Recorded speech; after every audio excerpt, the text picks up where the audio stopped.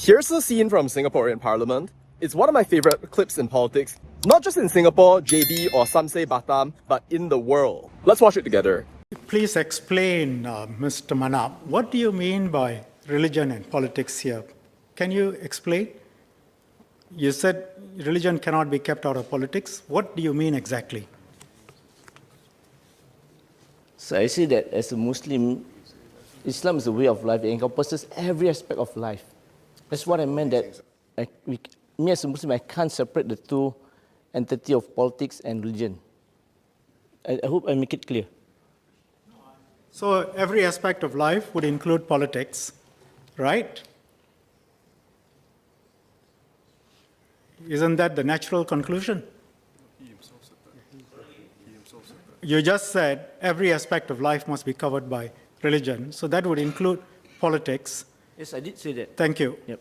So if a religious leader, a Muslim religious leader, comes out and says Islam covers all aspects of life, and therefore Muslims must vote for Muslims, I suppose that follows, doesn't it, based on your position? I disagree with that, because I did mention in my speech that you shouldn't use religion for the benefit of politics. It's clearly stated in my speech.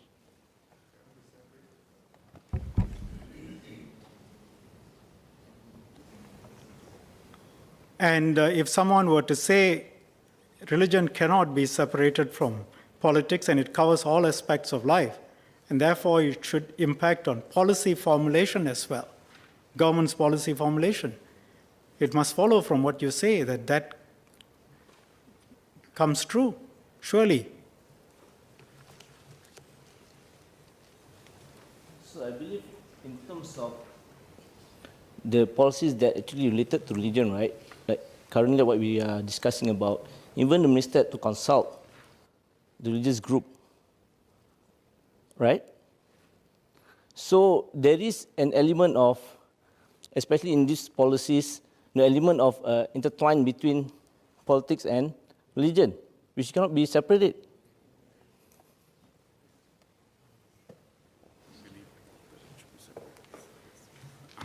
Mr. Manap, in this clarification and discussion, I don't think we are going anywhere because we are going around in circles. Either your words mean something, A, or B. Do you believe, I ask you for the final time, religion and politics should be kept separate? A simple answer would do. Yes, Mr. Abdul Manap. So when Minister seeks clarification based on my speech, not focusing on one particular issue that is asking right now. So Forget about that particular part. Just asking you, do you believe that religion should be kept separate from politics? Sir, to cut it short, can you please refer to the Hansard, the speech that I've delivered? Thank you. I think I'm asking you, would you be prepared to answer honestly, do you believe religion should be kept separate from politics? I do not wish to be engaged in such debate, because as I mentioned just now, it's clearly stated in my speech. I believe that your clarification, Minister, is directed to my speech. And I've clearly mentioned in my speech my stand as a Muslim, which I see Islam is a way of life, and it encompasses every aspect of life, including politics. Mr. Manap, I'm entitled to ask you, based on that, a further clarification. Do you believe that religion should be kept separate from politics in Singapore? Minister, I think Mr. Pritam Singh wants to answer something. But perhaps Mr. Manap can be given a final opportunity to answer the question I just asked. Mr. Manap, do you want to? So, can Mr. repeat again? Just want to have a clarity. Would you agree that religion should be kept separate from politics in Singapore?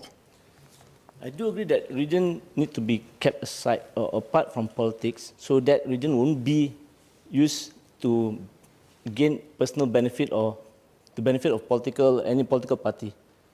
I think Mr. Manap has answered the question. Mr. Pritam Singh? Mr. Deputy Speaker, I was attempting to intervene to just make clear what the position has to be in Singapore as a minority MP for any party.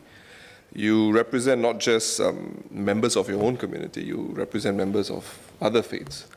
And I think the only way to move forward is to accept that there has to be a certain degree of understanding towards other faiths and move forward in a way which accepts that we must be mindful of introducing religion into politics. I think where Mr. Manap is coming from is his faith. And in his faith, it's a value system. I believe the Christian faith is similar.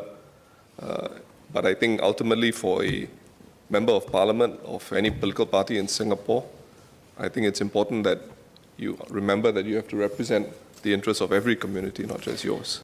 You know, every single time I watch that, it gives me chills. You know why?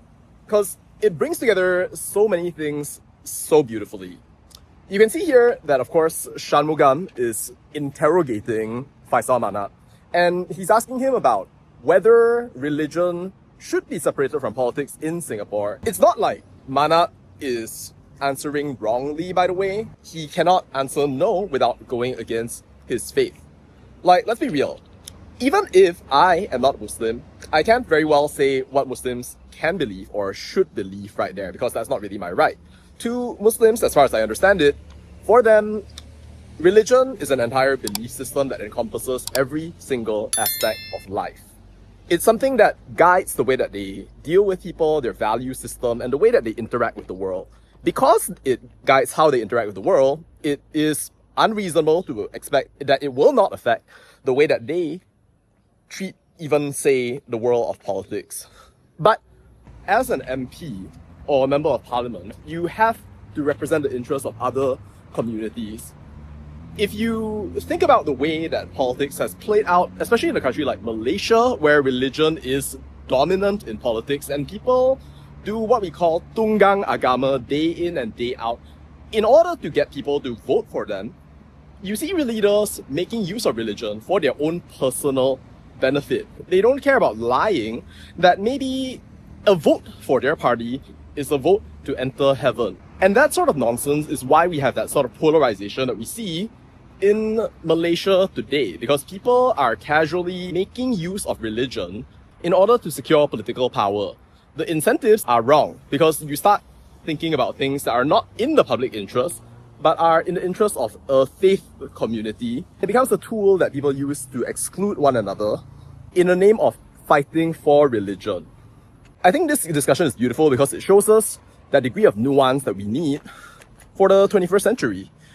Imagine how many wars would not be fought if people started realizing that, yeah, you can go ahead and practice your own individual values, but above all, it's not just about you, it's about what everyone around you thinks. You don't have the right to berdakwah, to manipulate people, and to make use of your beliefs in order to gaslight people, to push down people. Substitute our common world for one where somehow or another your religion is at the top, because that's not how it works. Where I think the Singaporean government comes in is when it starts talking about how, well, you cannot let your personal whims influence the way that you treat other people, and you should not let them decide how you will make policies along the way. You know, the entire world has a checkered history of people out there, not just from the Muslim world or from the Christian world, but the entire world has a checkered history of people using religion to foster their own personal gains, swaying their adherents as if they're in a church or a temple or mosque, when in reality, it is nothing more than just another political dakwah house drama underneath tent situation where religion should not have a place. It's nice to imagine that you can moralize over people, but if you're living in a place with multiple faiths and religions along the way, then maybe what tolerance really consists of is not asking people to accept what you believe in and only that, but instead to create a space where everyone can be comfortable practicing what it is that they practice and not be forced in any way to choose something else just because the majority wants them to do so. We have something like that in Malaysia, and of course some people want to go ahead and threaten that for their own interests. And that is sad to see, because what it shows is that religion distorts the incentives that people have. It makes them want to do certain things, to be terpaling agama, and to even lie to other communities in order to get what they want. This is not the way to create a cohesive body politic. It's not the way to create a society of people who actually trust one another, and instead a way of creating extremism, hatred, and to completely and systematically cripple your entire community. That's one of the reasons why I think that, in fact, Shanmugam's deconstruction of Faisal Manap is one of the most beautiful scenes in the entirety of the universe. Now, I don't know if what was learned here is ever going to be practiced in Malaysia, since religion and politics are so entrenched. But we do have laws against 3R. And the question is, are they going to be consistently enforced? Are we going to get to a point where it is unacceptable in any way for politicians in Malaysian Parliament to actually talk about the religion part of the 3Rs and to actually do their duty to the Malaysian people by focusing on our advancement, our standards of living, and other meaningful things for other communities, rather than just the religion part, which is infinitely valuable to some communities, but that ultimately are not the concern of other people who just want to live their lives in the best possible way. Alright, and that's all I have to say. Thanks for watching. Bye.